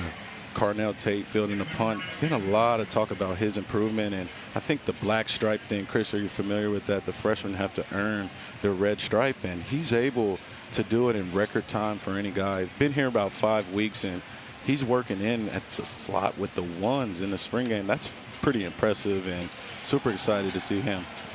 Well, Brooke Fletcher is standing by with Ohio State great Archie Griffin, who just added to his career rushing touchdown total. Brooke? RG, it's like you didn't skip a beat. You picked up right where you left off, running that ball in. How good did that touchdown feel? Well, it felt great because nobody touched me. That makes it feel real good. What does it mean to you just to be back here in front of the fans? And I saw you, talking with some of the players. Just what does it mean to be back here at the shoe? It's great to be back here. It's always great to be in this stadium. I mean, this is a stadium that's been unbelievable, over 100 years old. And to think that about almost 50 years ago, I was playing here, it's just remarkable, and I enjoy being here and doing what we're doing right now. Time flies, right? Time flies, right? Time really does fly. The great thing is that tradition lives on, and Ohio State is still that Ohio State University it was when I played. And lastly, this is an opportunity for these players, to showcase their skills as we get ready for the fall. When you take a look at, Ohio State and the program as a whole, expectations for this fall, and what are you looking forward to? Well, expectations are very, very high. I mean, we've got a great tradition of recruiting outstanding athletes and playing outstanding football. And we've got to continue that tradition. And I think Ryan Day and his staff, they've done a wonderful job, and they will continue that tradition. All right, if Ryan Day needs another guy, I'm going to let him know that you're willing. You're proving you still got some skills out there on the field, RG. Well, I only got one in me, and that was it. All right, appreciate you taking the time. Thank you. Guys, back to you. Hey, we'll take it. Check out this pose. He's still got the pose, fellas. It is, I mean, two-time Heisman Trophy winner Archie Griffin. That was cool. Got our first look at Jelani Thurman out of Fairborn, Georgia. Really a lot of talk about him being a guy who's very athletic. I think he was a basketball player in high school, and Keenan Bailey, new tight ends coach here, I think he might have a special one there. He's hard to miss. Yes. 6'6", 253. He is a big dude.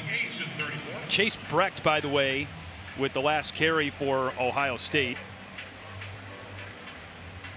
Trying to follow up the Archie Griffin touchdown run from earlier in this quarter with back-to-back touchdown drives. Tristan Gebbia, the quarterback.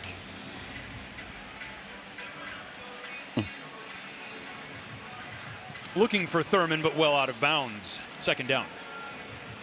Yeah, pressure really is playing into this game, Josh, with the timing for the quarterbacks. He had Jelani Thurman at the top of that corner route, but just couldn't get his feet set to let that one go. I think it would have been a touchdown. No, it's certainly hard to set your feet with the way that the guys are being disruptive. And again, this is on the offensive line now to really be critical after this and see what places that they can get better. Now, I talked to Justin Fry, who's coaching the offensive line yesterday, and he said that there are a lot of things that he really likes about this group, and he thinks that this group has a really high ceiling. But now these guys, instead of being a rotational player or a guy who's just on the 2 deep, you got to go out and do it every day. And that rhythm has been extremely difficult for them to pick up, and that's something that comes with experience. So they're comfortable extending this offensive line battle throughout the summer because they need to see the development through the summer. But they feel like by the time fall comes around, they'll have a good product that they can put out. Yeah, and quick question, do you feel like the spring game adds that element of pressure for position battles, yes, right? 100%. Yes, and it's always good. I mean, a guy might have a great spring over at the Woody, but you get out here in front of the fans, that hill gets to shaking a little bit, nervousness sets in, and you kind of see how you are in a game situation. Buddy, I used to not want to be on the highlight on the wrong side of it on Big Ten Network when I was playing. Somebody scores a touchdown. That could be a linebacker who missed a tackle on the other side of that highlight. There is that pressure when you come out here that doesn't exist in a controlled environment over at the Woody Hayes. I always noticed we would play man a lot, Chris, throughout the spring, and you would come out and you'll be in cover 2, and now the corners are talking. And you're like, okay. Because they can't get burned. Yeah, exactly. Cover 2. You got your help back there, but Coach Knowles probably has it drawn up, and he's probably been ready for this offense. Well, to the point of atmosphere, 75,122 fans in attendance for the spring game today. That's a bigger crowd here than many road venues in the Big Ten. Wow.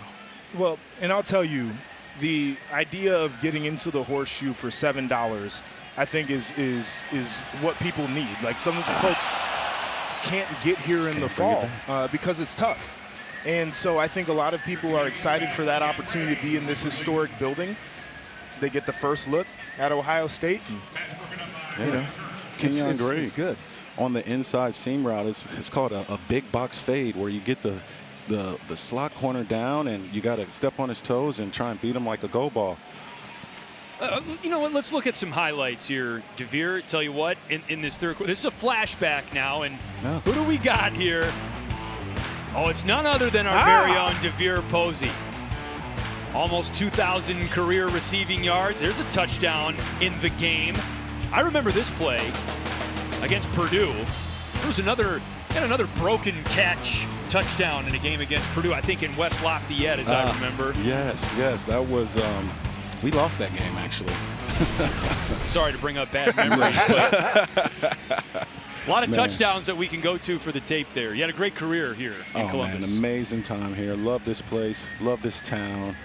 It doesn't get better than this, but just to be able to say I played in the Big Ten and I can go anywhere and meet guys that played in the Big Ten, and we're all the same. And it's just an amazing experience, right? The Midwest schools, understanding, just tradition and playing tough football, cold weather. Yeah, I echo that sentiment just about the type of guys that have come through this conference and gals, truly, in other sports that I've gotten to meet over time. This is an impressive place to be, the Big Ten Conference, and I'm fortunate that I had that experience, and specifically that we had that experience right here in Columbus. But, the student athletes here are certainly different. I've gotten to know quite a few of them that I think are impressive. Yeah.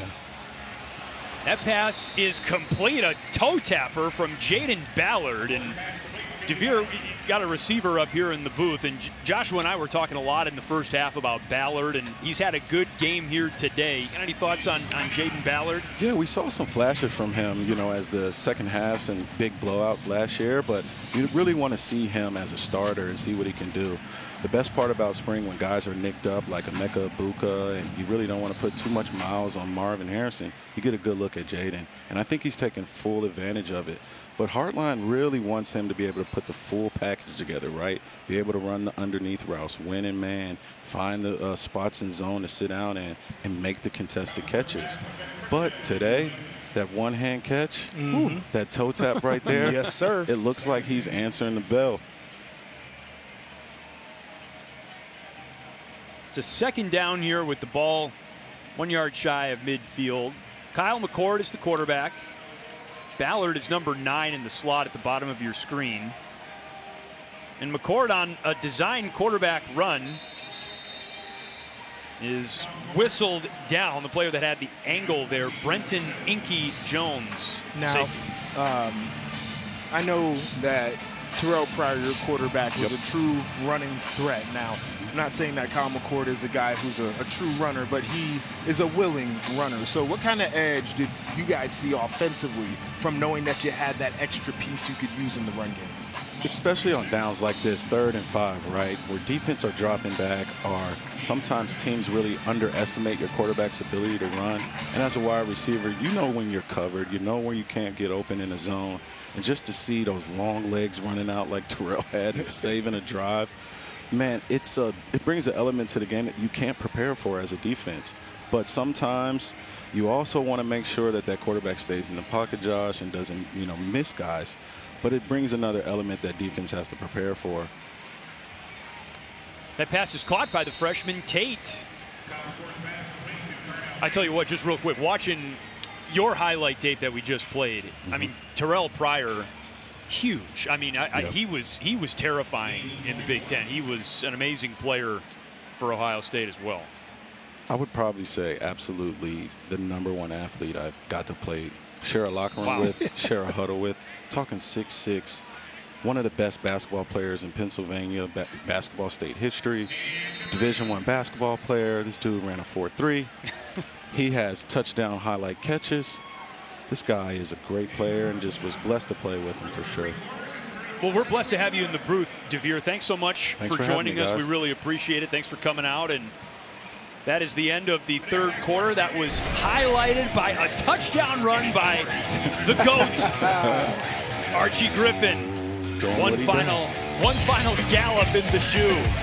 34-17, end of 3.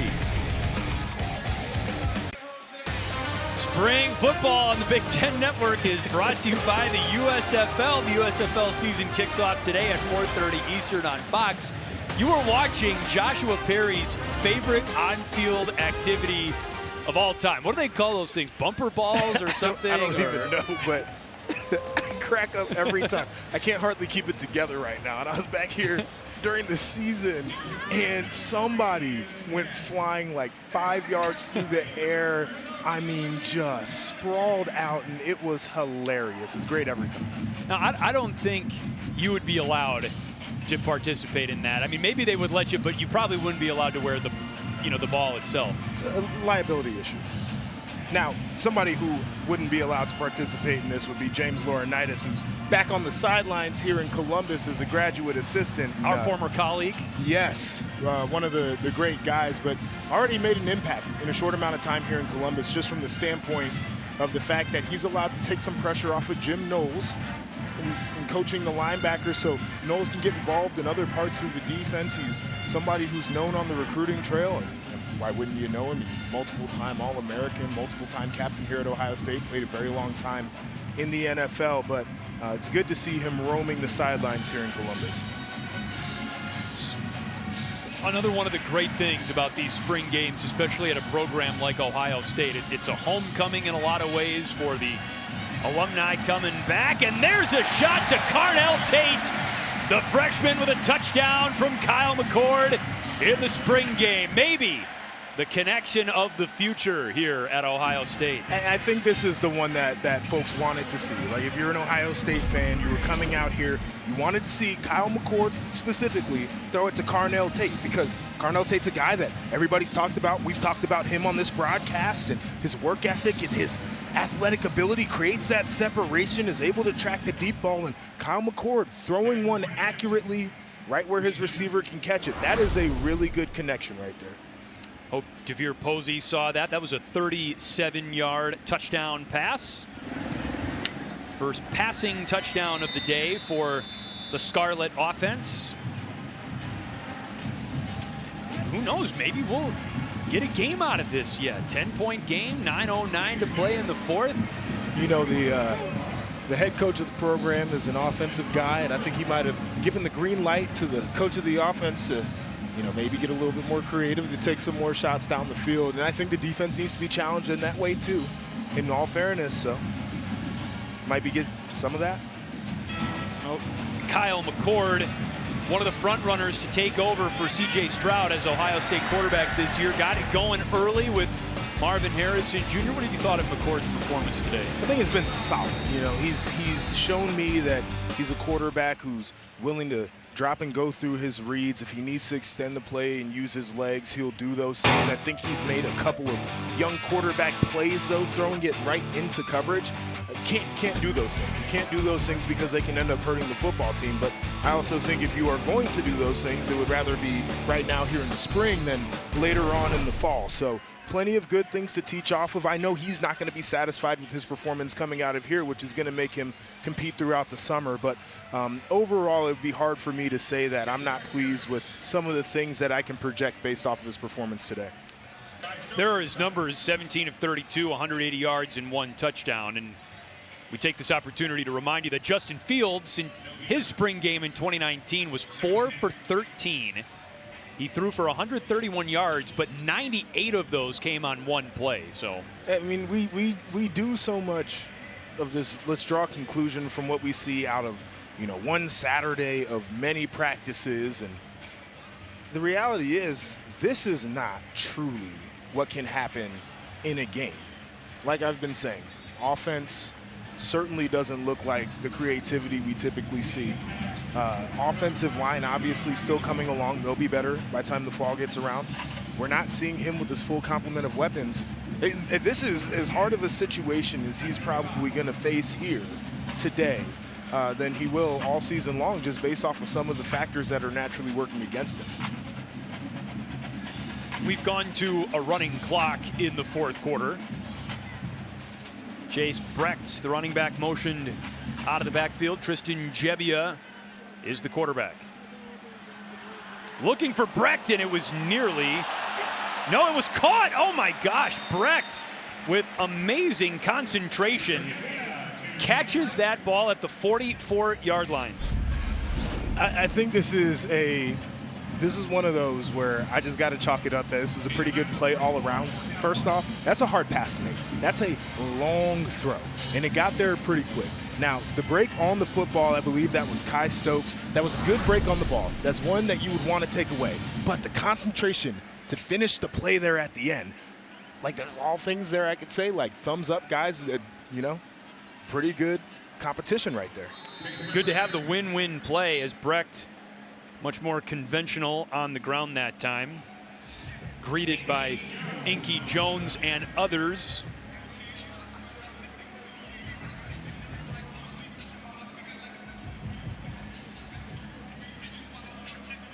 Well, remember, we've got the Penn State blue and white game coming up after this. Live coverage of Penn State spring football. That's only on Big Ten Network and the Fox Sports app.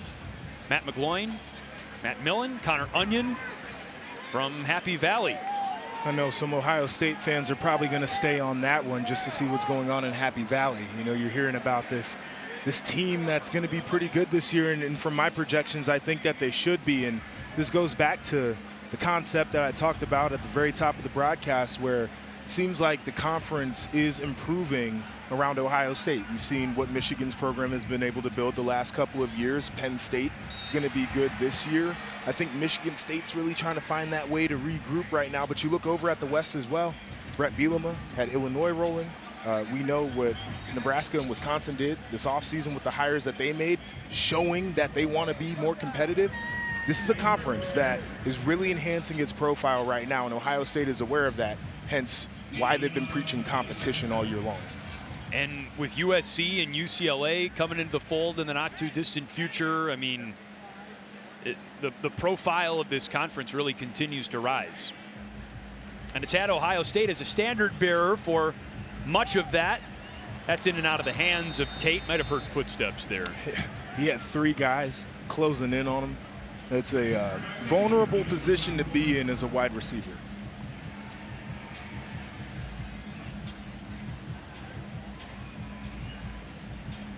We talked to Ryan Day on the phone this week, and there's not nothing more than bragging rights on the line here, but we do understand that the losing side could have some extra conditioning afterwards, and the coaches would be involved in that.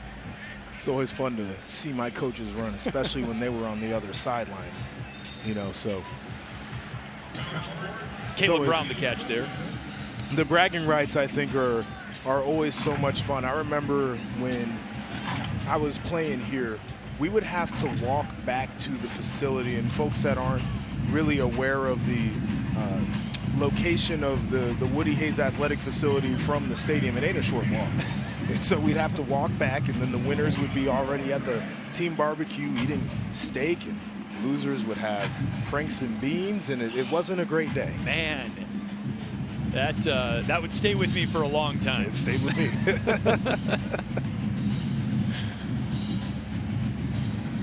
Well, the defense pulling away here in the 4th, and again, the running clock. So it could be cocktail wieners and beans for the offense. I always used to ask the head coach, Urban Meyer, when I was there, I said, what team do you represent when it comes down to punishment? So are you just eating steak regardless and you have no extra conditioning? He says, well, I'm the head coach. I get to make up the rules. There's Brecht on the carry. Hit hard by Jones. That's a bold question to ask. I was just curious. I mean, he came up on the offensive side of the ball, so I didn't know if there was an allegiance that he may or may not have had. I mean, stick with my offensive guys, or if he said, hey, I'm truly the CEO, and I'm going to sit here. Maybe the CEO gets in the trenches regardless of what the outcome is. I was just trying to figure out, you know, where coach was at. And especially if my team was running, I'd like to have somebody there running with me. For sure.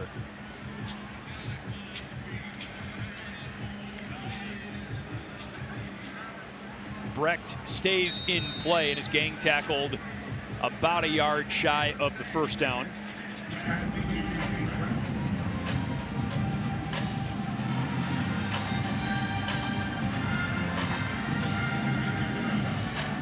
It's kind of like, you know, catching a whiff of the season here, this spring game. You know, it's still on the horizon, but you know, coming to the stadium, seeing the game day operations, the pregame rituals, you know, on the crossing route, the pass is caught and still running after the catch. Noah Rogers, he's into the end zone. Touchdown. I mean, that was impressive from every aspect of the pass, the catch, and the run. I mean, defensively, there were many things that could have prevented this type of play, but Rodgers deserves a lot of credit. So we see the concentration to catch it. That's an overrun there defensively. Now you're coming to punch the football out, which it did move. You got to wiggle, but isn't that a situation where you just get somebody on the ground rather than trying to punch the ball out? And as a defender, it's hard to make that decision full speed, but sometimes you got to go the safe route because it could result in 6, and you give Rodgers a lot of credit for all the focus and concentration to run through the contact and run through the punch, regain possession of the ball, and end it off in the end zone. That's a good play right there on the offensive side. Rodgers, just a freshman from Rollsville, North Carolina. You can see the black stripe on his helmet. Joshua, DeVere was telling me about that when we had him in the booth in the third quarter. Yes, it's one of the traditions, I believe. Coach Myers started that one, but as a freshman, you come in with the black stripe, and you do not get to call yourself a true member of the team until that black stripe is removed. And it could be from, a couple of big moments. It could be through a body of work, but, a lot of times these guys want to come out of spring if they're an early enrollee with that black stripe removed off of their helmet. It's difficult to do, but that's the goal. Now you see Carnell Tate, his classmate, number 17, also a freshman. He's had his black stripe removed. He's a different bird. That guy he has done things differently than most freshmen would in that situation. I'm speaking from experience because the things that I'm hearing that he does as a habit and a routine are things that would have never crossed my mind when I was an early enrollee in 2012. Brecht across the 40-yard line. I don't know, play like that for Noah Rodgers, a 57-yard touchdown, some running after the catch. Maybe that's enough to remove the black stripe. I think they're going to evaluate. They're going to say, is this reflective of the work that we watched him put in all spring? And if it is, that might be the case. Well, Mason Maggs is the quarterback on this drive for the Ohio State offense. 6'2", 215-pound sophomore. Local guy here from Central Ohio. He rolls out and hits Jelani Thurman, the tight end, brought down a few yards shy of midfield. You see how it takes 2 men to bring down Thurman, yes, as big as he is. And I think that's what's so attractive and exciting about him is look at that frame. He's long. He's not even fully filled out yet, but he's still about 255 pounds. He can go up and catch the ball. I watched him move around yesterday. Very athletic. And he's a load to bring down. It's hard. How do you match up with a guy like that? You put a safety on him, and they don't even see eye to eye, not even close.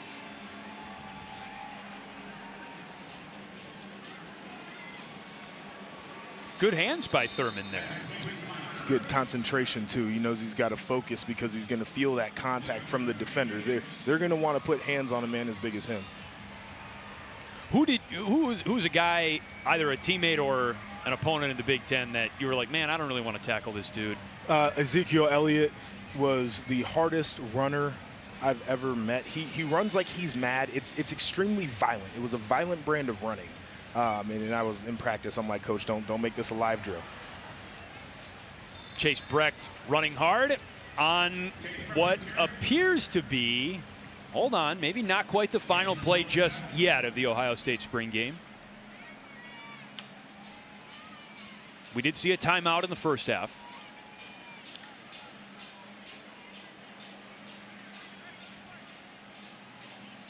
Maggs out of Dublin Kaufman High School. That's Ryan Day just moving everybody around. Okay, Maggs steps up, heaves it to the end zone, and it's broken up incomplete. And that is the final play of the Ohio State spring game. Bonnie Riley is our director. Denny Blunt is our producer for Brooke Fletcher and the Ohio State Buckeye Joshua Berry. I'm Chris Fosters. Thanks so much for watching the first of our Big Ten football, spring football triple header. On the other side of this break, we have the Penn State blue and white game, so stick around on the Big Ten Network.